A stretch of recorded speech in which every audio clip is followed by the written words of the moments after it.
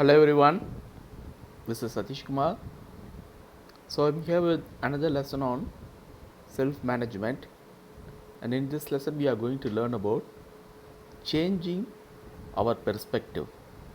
Okay, so what is perspective? Perspective is nothing but the way we look at something. It may be an event, it may be an object, anything. How we look at it. There's a difference between perception and perspective. Perception is how you interpret things. Okay. Perspective is, in fact, a little similar, but there are some difference between perception and perspective. Now we are seeing perspective as a person.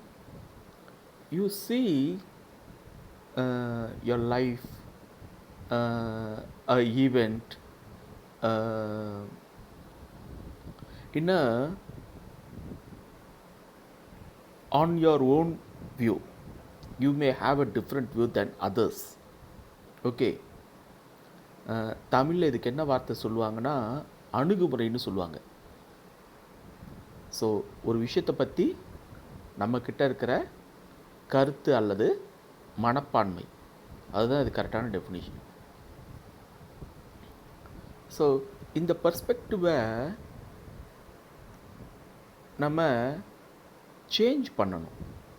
நாம் பார்க்குற விஷயங்களை இப்போ நம்ம சரியான விஷயங்களாக தான் எல்லாமே பார்த்துட்ருக்கோன்னா பிரச்சனை இல்லை. ஆனால் இதில் ஒரு முக்கியமான வார்த்தை என்னென்னா, இங்கே சொல்ல வேண்டியது ஒரு சிம்பிளான ஒரு கோட்டு. இந்த கோட்டை சொன்னது ஜான் ஸ்கல்லிங்கிற ஒரு பெரிய businessman. In fact he was a former chief executive officer of Apple company. Okay. In fact அவர் ஒரு வார்த்தை சொல்கிறாரு. அவர் தான் இந்த வார்த்தை பெர்ஸ்பெக்டிவ் பற்றி பேசுகிறாரு. we need to have a better perspective. அவர் என்ன சொல்ல வர்றாருன்னா, there has to be a better way. there has to be a better way. Okay. So லைஃப்பில் நாம் ஒரு விஷயத்தை இதுக்கு முன்னாடி எப்படி அணுகியிருக்கோம், அந்த அணுகுமுறையை விட இன்னொரு அணுகுமுறை பெட்டராக இருக்கும். ஓகே. இப்போ உதாரணத்துக்கு செஸ்ஸுன்னு ஒரு கேம் இருக்குது இல்லையா? செஸ் கேம் தெரியும் இல்லையா உங்களுக்கு? இந்த செஸ் கேமில் பார்த்தீங்கன்னு வச்சுக்கோங்களேன், இந்த செஸ் கேமில் ஏதோ ஒரு சின்ன 64 ஸ்கொயர் தான். ஓகே. அந்த 64 ஸ்கொயரில் 16 16 32 காயின்ஸ் இருக்கும். ரைட்? 32 காயின்ஸ் இருக்கும். மிச்சம் இருக்க போகிறது 32 ஃப்ரீ இது தான். அதுக்குள்ளே அதை வச்சு விளையாடுவாங்க. ஆனால் அதில் எவ்வளோ மேஜிக் க்ரியேட் பண்ணலாம் தெரியுமா அந்த கேமில், அந்த செஸ் கேமில். இப்போ அதில் என்னென்னா, அந்த செஸ் கேமில் ஒரு தடவை மூவ் பண்ணும்போதும் ஆப்பனண்ட் ஒரு மூவ் பண்ணுறான்னு வச்சுக்கோங்களேன், அதுக்கு கவுண்டராக ஒரு மூவ் பண்ணணும். நம்மக்கிட்ட இருக்கிறது ஒரே ஒரு மூவ் தான். ஆப்பனண்ட் பண்ண போகிற ஒரு மூவுக்கு நம்மக்கிட்ட இருக்கிறது ஒரு மூவ் தான். ஓகே. ஆனால் நம்மக்கிட்ட 32 பீஸ் இருக்குது. ஓகே. அது இல்லாமல் இந்த 32 பீஸில் 64 கட்டை இருக்குது. அது எங்கே வேணால் மூவ் பண்ணலான்னு வச்சுக்கோங்களேன். ஆனால் இதில் எப்பயுமே நமக்கு ஜென்ரலாக நான்லாம் பார்ப்பேன், நான் ஒரு 1800 ரேட்டட் பிளேயர்னு வச்சுக்கோங்களேன். ஆனால் 2500 2700லாம் இருக்காங்க சாம்பியன்ஸு. ஓகே. இன்ஃபேக்ட் என்னால் இந்த 1800 தாண்டி போகவே முடியல. நான் எவ்வளோ மேட்ச் விளையாண்டாலும் அந்த ரேஞ்சில் தான் இருக்குது. இல்லாட்டா டிஃபீட் ஆகிடுறேன் அந்த இடத்துல. காரணம் என்னென்னா, இந்த செஸ்ஸில் மூவ்ஸ்லே பார்த்தீங்கன்னா ஒரு நிறையா மூவ்ஸ் இருக்கும். அதில் நமக்கு எப்பயுமே நம்ம என்ன பண்ணுவோம்னா, ஒரு நல்ல மூவ் கிடச்சிருச்சுன்னா உடனே அதை மூவ் பண்ணிடுவோம். ஓகே. உதாரணத்துக்கு இப்போ ஆப்பனண்ட் ஒரு மிஸ்டேக் பண்ணுறான்னு வச்சுக்கோங்களேன், அவனோட காயை ஒன்று வெட்டுற மாதிரி நமக்கு வாய்ப்பு கிடைக்கிது, ஈஸியாக ஃப்ரீயாக கிடைக்குதுன்னு வச்சுக்கோங்களேன், வேகமாக டப்புன்னு அதை லபக்குன்னு எடுத்துருவோம். இது தான் சக்ஸஸ்ஃபுல் பிளேயர்ஸ்க்கும் அதர் பிளேயர்ஸ்க்கும் உள்ள டிஃப்ரென்ஸு. சக்ஸஸ்ஃபுல் பிளேஸ் இந்த மாதிரி டக்குன்னு எடுக்க மாட்டாங்க. உதாரணத்துக்கு நான் ஒரு வாரத்துக்கு முன்னாடி ஒரு கேம் பார்த்துட்டு இருந்தேன். நம்ம கிரேட் விஸ்வநாதன் ஆனந்தன் விளாண்டுருக்காரு. ஒரு 2-3-4 டேஸ் தான். அப்போ என்னென்னா, ஆப்பனண்ட் அந்த மாதிரி ஒரு வாய்ப்பை விஸ்வநாதன் ஆனந்த் கொடுக்குறாரு. இதில் என்னென்னா, எதிராளி ஒரு ட்ராப் வச்சு கொடுக்குறான். இதில் இவர் இப்படி எடுத்தால் நம்ம இப்படி வரலான்ட்டு. ஆனால் விஸ்வநாதன் ஆனந்த் ரொம்ப விவரமாக இவர் இன்னொரு மூவ் பண்ணுறாரு. அதை அவனை அப்படியே சர்ப்ரைஸ் பண்ணி அவனை டோட்டலாக அவன் தோற்று போயிடுறான். அவனோட கால்குலேஷனே டோட்டலாக ஃபெயிலியர் ஆகிடுது. புரியுதா?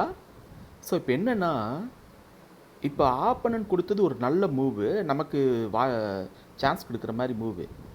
நம்ம அந்த பெர்ஸ்பெக்டிவில் பார்த்து அந்த மூவ் நம்ம எடுத்திருந்தோம்னா நாம் அவனோட ட்ராப்பில் விழுந்திருப்போம், நம்ம கீழே விழுந்திருப்போம். பதிலுக்கு இவர் இன்னொரு மூவ், பெட்டர் மூவ். அதுதான் சொல்ல, there is always a better perspective. இன்னொரு பெட்டர் செஸ்ஸில் அதே மாதிரி தாங்க. விளையாடும் போது எப்பயுமே ஒரு நல்ல மூவ் பார்த்துட்டா உடனே அதை விளையாடக்கூடாது. வேறு ஏதாவது நல்ல மூவ் இருக்கான்னு பார்க்கணும்பாங்க. இன்ஃபேக்ட் நான் கூட யோசிப்பேன், செஸ் விளாட்றவங்களாம் பார்த்தீங்கன்னா, கிளாசிக் செஸ் விளாட்றவங்களாம் கிட்டத்தட்ட ஒரு மூவுக்கு 1/2 மணி நேரம் யோசிப்பான். என்னாலலாம் அவ்வளோ பொறுமையாக யோசிக்க முடியாதுன்னு வச்சுக்கோங்களேன். அதனால தான் 1800 இருக்கேன். இப்போ என்ன சொல்ல வரேன்னா, அதில் ஏன் அப்படி யோசிக்கிறாங்கன்னா, இன்னொரு மூவ் பெட்டர் மூவ் கிடைக்குதான்னு பார்க்குறதுக்கு. எது பெஸ்ட் மூவ், ஒரு 4-5 மூவ் செலக்ட் பண்ணி வச்சுக்கோங்க. அதில் எது பெஸ்ட் மூவ், எதை யூஸ் பண்ணால் நமக்கு நல்லது, எது இருக்கிறதுலே பெஸ்ட் மூவ், அந்த மாதிரிலாம் பார்க்குறது. அதுதான் இங்கே பெர்ஸ்பெக்டிவ்லேயும். லைஃப்பில் ஒரு டிசிஷன் எடுக்கும்போது நம்ம அணுகிற முறை எப்படி இருக்கும்னா, இதில் எது பெஸ்ட்டுன்னு தெரியணும்.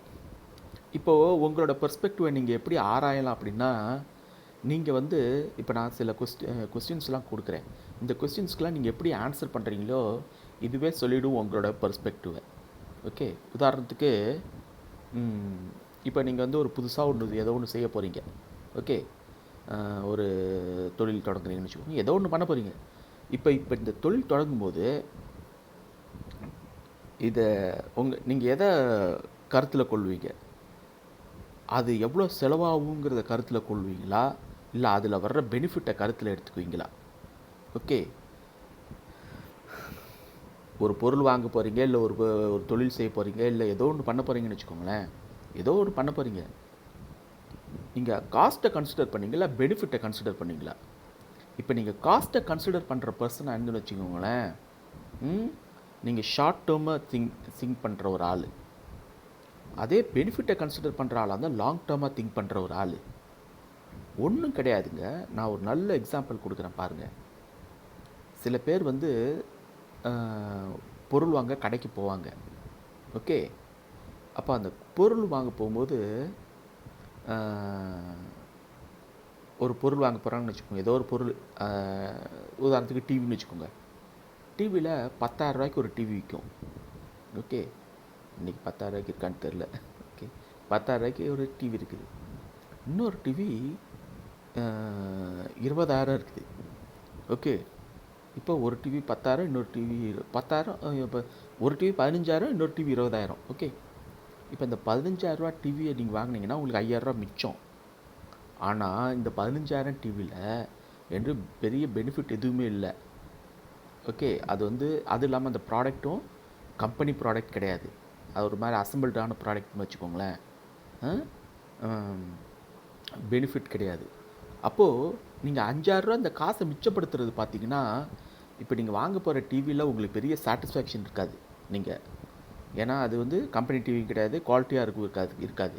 ரெண்டாவது அடிக்கடி ப்ராப்ளம் காட்ட போகுது ஒரு 2-3 மாதம் கழிச்சு, ஒரு 6 மாதம் கழிச்சு. ஓகே, ஆனால் அதே நீங்கள் பெனிஃபிட் பார்க்குறவராக இருந்தால் நீங்கள் என்ன பண்ணுவீங்க? நீங்கள் குவாலிட்டி டிவியை கூட 5,000 ரூபா செலவானாலும் பரவாயில்லன்னு வாங்குவீங்க. அதான் இங்கே சொல்கிறது, short term or long term. எப்பயுமே நாம் லாங் டேர்மாக தான் சிந்திக்கணும். பெர்ஸ்பெக்டிவ் அப்படி தான் வச்சுக்கணும். ஷார்ட் டேர்மாக சிந்திக்கிற ஆளாக இருந்தால் நம்ம அந்த மாதிரி பொருளை தான் வாங்குவோம். அந்த மாதிரி பொருளுக்கு இம்மிடியேட்டாக செட்டில் ஆகிடுவோம். ஸோ அதனால் காஸ்ட்டை திங்க் பண்ணக்கூடாது, பெனிஃபிட்டை தான் திங்க் பண்ணணும்னு சொல்லுவாங்க. Okay, this is one way of thinking, of அணுகுமுறை. அடுத்தது, இப்போது அதே தான். இப்போ நீங்கள் ஏதோ ஒன்று பண்ண போகிறீங்க, ஒரு தொழில் தொடங்குறீங்கன்னு வச்சுக்கோங்களேன். நீங்கள் அந்த தொழிலில் ப்ராஃபிட்டை முக்கியமாக கருதுவீங்களா? ப்ராஃபிட்டு அந்த தொழில் மூலமாக ப்ராஃபிட் வர்றத பண்ணுவீங்களா? இல்லை அந்த தொழில் மூலமாக வளர்ச்சி வர்றத பெருசாக நினைப்பீங்களா? ஓகே, இப்போ நீங்கள் அந்த தொழிலில் ப்ராஃபிட் வர்றதை எதிர்பார்த்தீங்கன்னு வச்சுக்கோங்க, அகெயின் அங்கேயும் நீங்கள் ஷார்ட் டேர்மாக தான் திங்க் பண்ணுறீங்க. ஆனால் அதே வளர்ச்சி வர்றதை திங்க் பண்ணிங்கன்னு வச்சுக்கோங்க, நீங்கள் லாங் டேர்மாக திங்க் பண்ணுறீங்கன்னு அர்த்தம். இப்போ என்னென்னா, எனக்கு தெரிஞ்சு ஒருத்தர் வந்து என்ன பண்ணார், நல்லா படிச்சிருந்தார். அவர் நினச்சிருந்தா ஒரு இதுக்கு வேலைக்கு போயிருக்கலாம், பெரிய கம்பெனிக்கு செம சேலரியில் வேலைக்கு போயிருக்கலாம்னு வச்சுக்கோங்களேன். ஓகே, அவருக்கு அந்தளவுக்கு கெப்பாசிட்டி இருந்துச்சு. ஸோ அதில் அவ்வளோ பணம் சம்பாதிக்கலாங்கிறது. ஆனால் அவர் அதை செய்யாமல் அவர் என்ன பண்ணார், ஒரு சின்ன இதில் போய் ஜாயின் பண்ணார். அப்போது அவருக்கு அவ்வளோ அங்கே வருமானம் இருக்காது. ஆனால் அந்த பெரிய இடத்துல சேர்ந்தால் அவருக்கு எக்ஸ்பீரியன்ஸ் கேதர் பண்ணிக்க முடியாது. ஆனால் இந்த சின்ன இடத்துல அவருக்கு நிறையா லேர்ன் பண்ணிக்கிற வாய்ப்பு இருந்துச்சு. ப்ராக்ரஸ், புரியுதுங்களா? ப்ராக்ரஸ்க்கு வாய்ப்பு இருந்துச்சு. அப்போது அவருக்கு அந்த ஷார்ட் டேர்ம் ப்ராஃபிட் அவர் கருத்தில் கொள்ளலை, கற்றுக்கலாம் நிறையா அப்படிங்கிறது. ஓகே, ஸோ இதுதான். அப்போது ஒன்ஸ் கற்றுக்கிட்ட பிறகு பின்னாடி நம்ம நிறையா சம்பாதிக்கலாம். அது ஆட்டோமேட்டிக்காக வரும். இங்கே ப்ராக்ரஸ் இருக்குது, அங்கே ப்ராஃபிட் இருக்கும், ப்ராக்ரஸ் இருக்காது. ஸோ ஏதாவது ஒன்று பண்ணும்போது நீங்கள் ப்ராஃபிட்டுக்கு முக்கியத்துவம் கொடுப்பீங்களா, இல்லை ப்ராக்ரஸ்க்கு முக்கியத்துவம் கொடுப்பீங்களா? அது சொல்லி உங்கள் பெர்ஸ்பெக்டிவ். எப்பயுமே ப்ராக்ரஸ்க்கு தான் முக்கியத்துவம் கொடுக்கணும், ப்ராஃபிட்டுக்கு முக்கியத்துவம் கொடுக்காது. அகெயின் இதில் வந்து கிளியர் கட்டாக இதுதான்லாம் கிடையாது, ப்ராக்ரஸ்ஸாக ப்ராஃபிட்டான்ட்டு. அதை அந்த சுச்சுவேஷனை பொறுத்தது. இது ரெண்டும் மிக்ஸ் பண்ணி பண்ணணும். சும்மா முட்டாள்தனமாக ப்ராக்ரஸ் இது பண்ணுறோன்னு சொல்லிவிட்டு ப்ராஃபிட்டே இல்லாமல் உட்காந்துட்டு இருக்க முடியாது லைஃப் லாங். அகெயின் அங்கேயும் ஜுடிஷியஸ் மிக்ஸ், அந்த சுச்சுவேஷனை பொறுத்தது. இனிஷியல் ஸ்டேஜில் ப்ராக்ரஸை கணத்தில் கொண்டுட்டு ப்ராஃபிட்டை வித்ட்ரா பண்ணலாம். ஓகே, அப்போ ப்ராக்ரஸ்லாம் கற்றுக்கிட்ட பிறகு அதுக்கப்புறம் ப்ராஃபிட்டை சிந்திக்கலாம். ஓகே, அந்த மாதிரி. ஓகே, அகெயின் இது வந்து நீங்கள் எப்படி லைஃப் அணுகுறீங்கிறது. ஓகே, அடுத்தது நீங்கள் வந்து ஒரு வேலை கிடைக்க போகுது. ஒரு பெரிய கம்பெனியில் 1000 பேர் வேலை பார்க்குற இடத்துல நீங்களும் ஒரு ஆளாக வேலை பார்க்க போகிறீங்க. அந்த மாதிரி வேலைக்கு போவீங்களா, இல்லை ஒரு சின்ன கம்பெனியில் ஒரு பெரிய மேனேஜர் மாதிரி போவீங்களா அப்படின்னு கேட்டால் நீங்கள் எதை சூஸ் பண்ணுவீங்க அப்படின்னு கேட்டால் நிறைய பேர் சொல்லுவாங்க. இன்ஃபேக்ட் இன்றைக்கி இருக்கிற நிறைய பேர் வந்து ரெண்டுமே சூஸ் பண்ணுவாங்க. ஒரு சிலர் இதையும் சூஸ் பண்ணுவாங்க, ஒரு சிலர் அதை சூஸ் பண்ணுவாங்க. அகெயின் இந்த பெர்ஸ்பெக்டிவ் நீங்கள் எப்படி எடுக்கிறீங்கிறத பொறுத்து தான். இப்போ உதாரணத்துக்கு நீங்கள் வந்து ஒரு சின்ன கம்பெனி நல்ல பெரிய ராஜா மாதிரி இருக்கலாம் அப்படின்னு நீங்கள் நினச்சிங்க அப்படின்னா நீங்கள் வந்து ரிஸ்க்கு எடுக்க தயங்குறீங்கன்னு அர்த்தம். அதே மாதிரி நீங்கள் என்ன சொல்கிறது, பெரிய அளவில் உங்களுக்கு ஆசை இல்லைன்னு அர்த்தம். இதே நீங்கள் பெரிய கம்பெனியில் போய் காம்படிஷன் நிறையா பேருக்கு இடத்துல இருந்து அங்கே சைன் பண்ணி வெளியே வரணும். அங்கே போய் நம்ம காணாமல் போயிடுவோம்ல நினைக்கக்கூடாது. இங்கே தான் பெரிய மேனேஜராக இருப்போம் அப்படின்ட்டு அங்கேயும் போய் சைன் பண்ணி வர. ஸோ அதுதான் சொல்லாங்க, டிசைர் இல்லை அப்படிம்பாங்க. ஓகே, இந்த ப்ரையாரிட்டிஸ் கூட நீங்கள் மாற்றலாம். நீங்கள் இங்கே போகிறதா எய்தர் வே. ஓகே, ஸோ லைஃப்பில் இந்த மாதிரி ஹண்ட்ரட்ஸ் ஆஃப் சிச்சுவேஷன்ஸ் இருக்கும் நீங்கள் பர்ஸ்பெக்டிவ் பார்க்குறதுக்கு. ஓகே, நேற்று ஒரு பர்ஸ்பெக்டிவ் நீங்கள் ஹோல்ட் பண்ணியிருப்பீங்க, அந்த பர்ஸ்பெக்டிவோட பெட்டர் பர்ஸ்பெக்டிவ் இருந்துக்கிட்டே இருக்கும். நான் முன்னாடி சொன்ன செஸ்ஸு கதை மாதிரி தான். Okay, there will always be a better way. Okay, அதை ரொம்ப கிளியராக எக்ஸ்பிளைன் பண்ணது இந்த ஜான் ஸ்கல்லிங்கிறவர் தான். அவர் தான் இந்த ஸ்டெப்ஸும் கூட கொடுத்துருக்கிறார். அவர் ஆக்சுவலாக அவருக்கு என்ன விஷயத்தில் ஃபேமஸ்னால், is a greatest sales marketing பண்ணுற ஒரு ஆள்னு வச்சுக்கோங்களேன். அவர் வந்து ஆக்சுவலாக ஆப்பிள் கம்பெனியில் சீஃப் எக்ஸிக்யூட்டிவ் ஆஃபீஸராக ஜாயின் பண்ணுறதுக்கு முன்னாடி பெப்சியில் சீஃப் எக்ஸிக்யூட்டிவ் ஆஃபீஸராக ஒர்க் பண்ணிகிட்டு இருந்தார். அங்கே அவருடைய மெத்தடில் அவர் அந்த எப்பயுமே இந்த மாதிரி புது விதமான மார்க்கெட்டிங் டெக்னிக்கை யூஸ் பண்ணுறது, இன்னோவேஷன் பண்ணுறது, வித்தியாசமாக ஏதாவது டிஃப்ரெண்ட்டாக யோசிக்கிறது. ஒன்று நல்லா ஒர்க் ஆகிக்கிட்டே இருந்தாலும் இதுலேருந்து பெட்டராக எப்படி பார்க்குறதுன்னு யோசித்த ஒரு மனிதர். அவர் என்ன பண்ணார் அப்படின்னா, அங்கே ஆப்பிளில் ஒர்க் பண்ணிகிட்டு இருந்தப்போ, இது பெப்சி அண்ட் கோவில் ஒர்க் பண்ணிகிட்டு இருக்கும்போது அந்த மாதிரி இப்போ பண்ணிவிட்டு அங்கே பெப்சியில் அந்த மாதிரி சேல்ஸை பயங்கரமாக இன்க்ரீஸ் பண்ணார். இன்ஃபேக்ட் அப்போ இருந்த கொக்கோகோலாக்கிட்ட இருந்து பெப்சியை வந்து சேல்ஸை இன்க்ரீஸ் பண்ண வச்சார், கொக்கோகோலாவோட காம்படிஷன்கிட்டேருந்து. ஓகே, அப்படி அவர் ஒர்க் பண்ணிகிட்டு இருந்த டைமில் அவரை பார்த்து ஆப்பிளோட ஸ்டீவ் ஜாப்ஸ் இருக்கார் இல்லையா, அவரை பார்த்து நீ காலத்துக்கும் இப்படியே தான் விற்பனை பண்ணிகிட்ருக்க போறியா, என்னது இந்த சுகர் கோட்டட் தண்ணி, பெப்சி அண்ட் கோக் என்ன, இட்ஸ் அ ஃப்ளேவர் ஆடடு, தண்ணியில் ஃப்ளேவர் ஆட் பண்ணி கொடுக்குற தானே, அதை தான் விற்றுட்டு போறியா, இல்லை பீப்புளோட லைஃப்ஸை சேஞ்ச் பண்ண போறியா, என் கம்பெனிக்கு வா அப்படின்ற மாதிரி கூப்பிட்டாரு. உடனே அதுக்கப்புறம் ஆப்பிளில் ஜாயின் பண்ணார். ஸோ ஒரு 10 years ஆப்பிளில் ஒர்க் பண்ணார். அவர் அங்கே வந்துட்ட பிறகும் அவர் வந்து அந்த மாதிரி இன்னோவேஷன் நிறையா பண்ணவர். அவருடைய மந்த்ரா தான், ஸ்டைல் தான், there is always a better way. We need to have a better perspective. We should not see things as they are.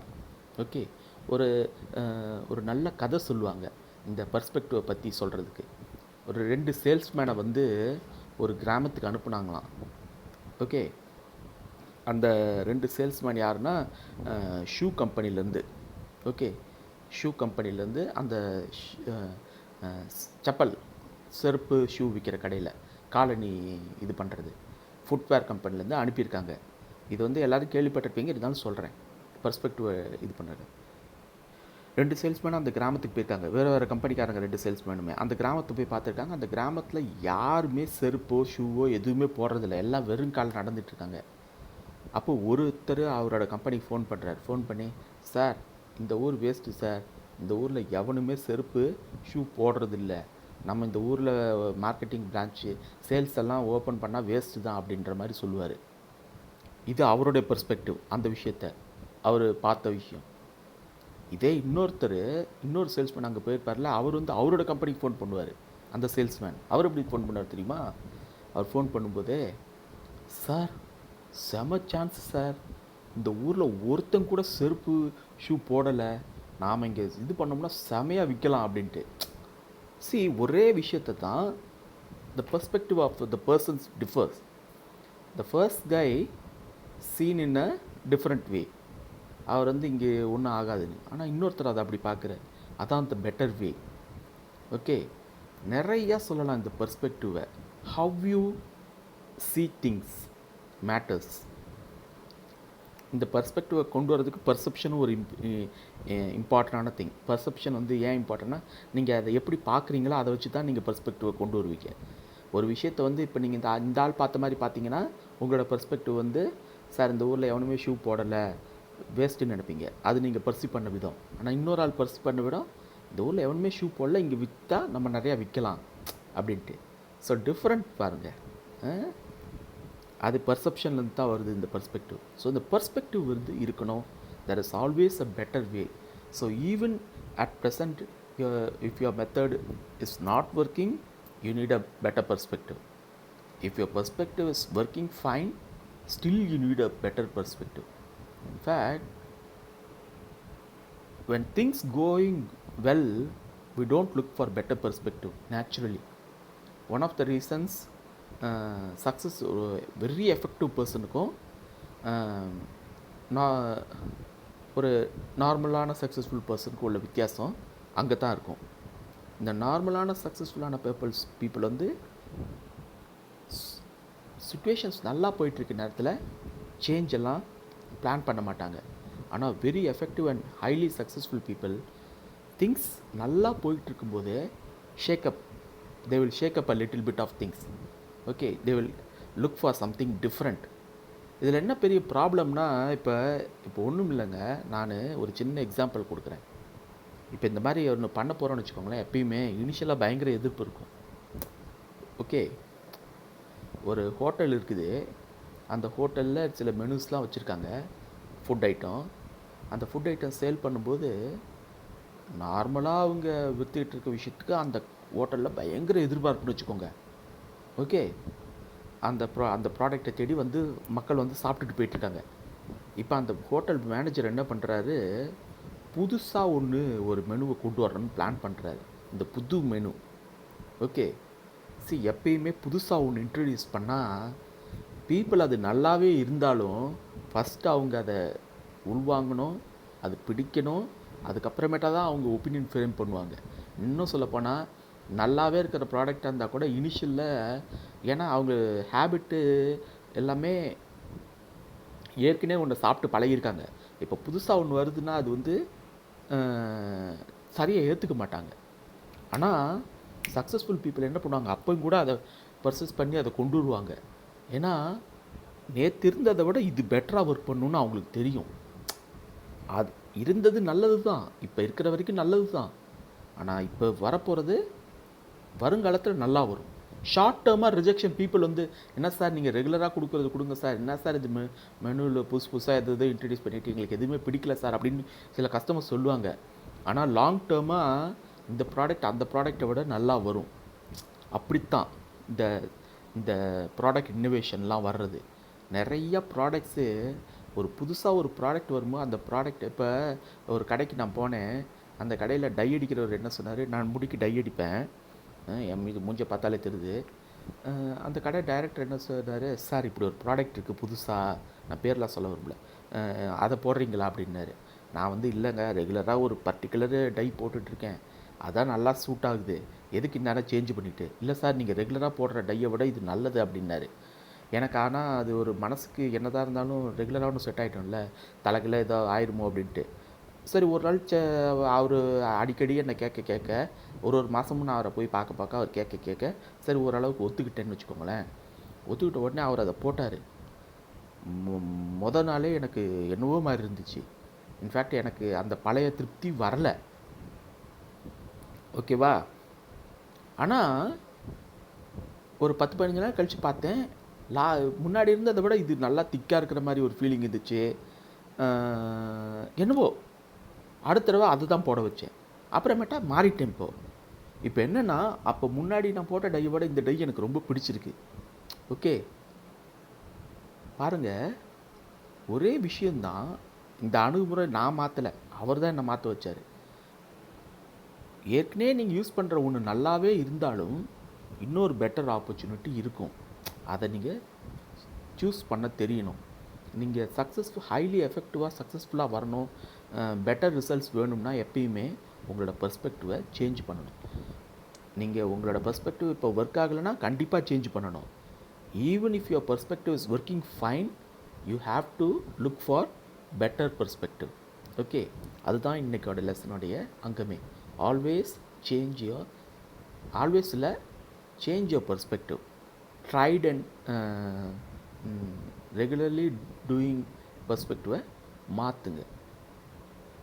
If regularly doing perspective is not working, you have to change it. Okay, so this I end this lesson. Bye.